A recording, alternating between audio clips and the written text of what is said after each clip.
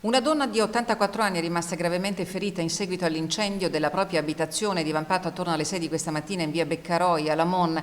Le fiamme sono state precedute da un'esplosione causata con molta probabilità da una fuga di gas. Secondo le primissime informazioni fornite dal sindaco Ornella Noventa, che si è precipitata sul posto, l'anziana si trovava in cucina intenta a prepararsi il caffè quando sarebbe stata colpita prima dall'onda d'urto dell'esplosione e poi dalle fiamme che hanno avvolto la cucina.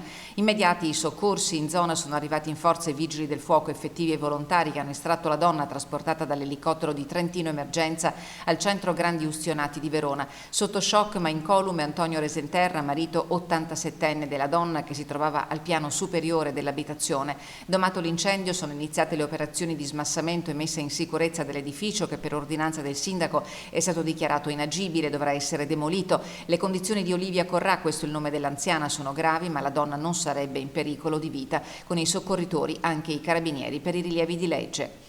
A San Pietro di Cadore sono finite nel peggiore dei modi le ricerche della donna di 61 anni scomparsa ieri pomeriggio mentre era a funghi nella zona di Costalta assieme alla madre e alla cognata.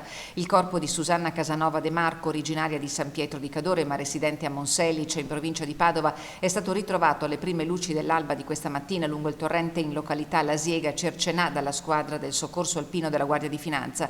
Susanna Casanova De Marco era uscita ieri pomeriggio per un'escursione con l'intento di raccogliere funghi. La donna a un certo punto si è attardata rispetto al gruppo e di lei si sono perse le tracce. Inutili i tentativi della cognata di raggiungerla al cellulare che ha continuato lungamente a squillare a vuoto. L'allarme è stato lanciato attorno alle 16:30 di ieri. Da quel momento i soccorritori hanno avviato le ricerche che si sono concluse tragicamente questa mattina. Sul posto i carabinieri e i sanitari del SUEM per accertare le cause del decesso che paiono compatibili con una caduta risultata fatale.